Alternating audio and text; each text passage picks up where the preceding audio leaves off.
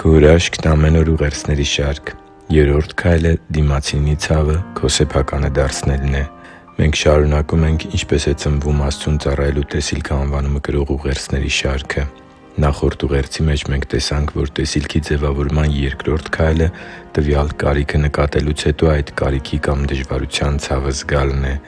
Սակայն մարդը կարող է ցավը զգալ, զգացմունքային ապրումներ ունենալ և շարունակել իր սովորական ընթացքով ապրելը, կամ կարող է այդ ցավը դարձնել իրենը ու չհարմարվել անգործության հետ։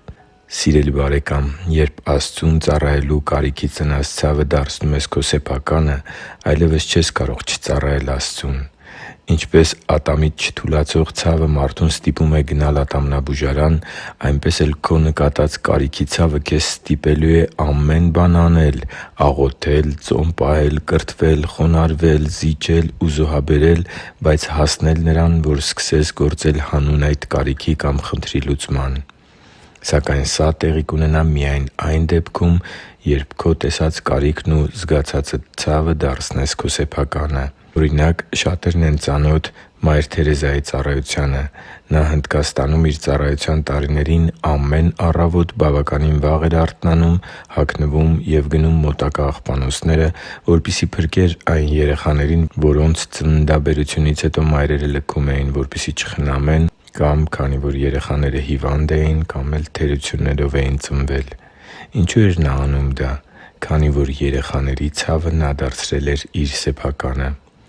Բազմաթիվ աստվածաշնչյան, պատմական ու ժամանակակից հավատքի հերոսներ կան, որոնց ծառայությունն Աստծուն ծնվել է մարդկանց ցավը սեփականը դարձնելու արդյունքում։ Ոմանք ցավ են ապրել ծնողազուրկ երեխաների համար, ոմանք՝ միայնակ ծերերի, ոմանք՝ ընտանիքում բռնության ենթարկված երեխաների, սովածների, կարիքավորների, հաշմանդամների, անտունների համար և այլն։ Բազմաթիվ հոգևոր մարդիկ ցավ են ապրել առանց Քրիստոսի դժոխք գնացող մարդկանց համար և դարձել են միսիոներներ՝ վտանգելով իրենց և իրենց ընտանիքի անդամների կյանքը, սակայն փրկության միջոց են դարձել հազարավոր ու միլիոնավոր մարդկանց համար։ Ոմանք զգացել են առաջնորդական ծառայության դժվարությունների ցավը և հավատարիմ օգնականներ դարձել իրենց հոգևոր առաջնորդների համար։ Այս ցանկը կարելի է երկար թվարկել։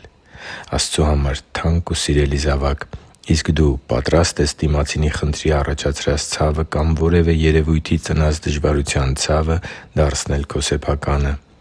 Առաջարկում եմ կրկին նայել Նեհեմիայի օրինակին։ Երբ նա լսեց Երուսաղեմի կործանված պարիսպների ու ժողովրդի նվաստացած վիճակի մասին լուրը, երբ զգաց նրանց ցավը, այլևս չկարողացավ ազատվել դրանից, քանի որ այն դարձրեց իր սեփականը։ «Եվ երբ այս խոսքերը լսեցի,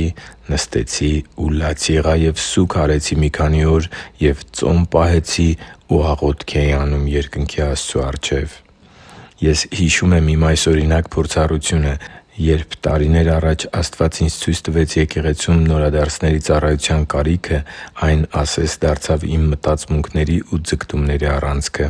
Ես հանգիստ չունեի և ամեն օր Աստծուց իմաստություն էի խնդրում, որպեսզի հստակ քայլեր ձեռնարկեմ նորադարձների եկեղեցում հաստատվելուն որոշակիորեն նպաստելու համար։ Եվ որքա՜ն մեծ եղավ իմ զգացած բավականությունը, երբ տարիներ անց մեր եկեղեցում ունեցանք արդյունավետ գործող նորադարձների ծառայություն։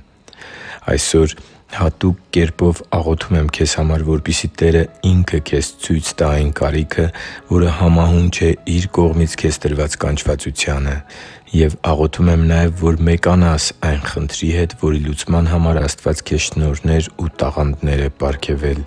Աղոթում եմ, որ քաջ լինես և իմաստությամբ ու խոնարհությամբ քայլ առ քայլ Աստծու կամքին համահունչ մոտենաս քո տեսիլքի ձևավորմանն ու տեսնես դրա իրականացման պտուղները։ Հիշի՛ր, որ դու Աստծո հրաշքն ես, և Աստված սիրում է քեզ։ Շնորհակալ եմ, որ դու կա՛ս։ Սիրով և աղոթքով, Արման Մանուկյան։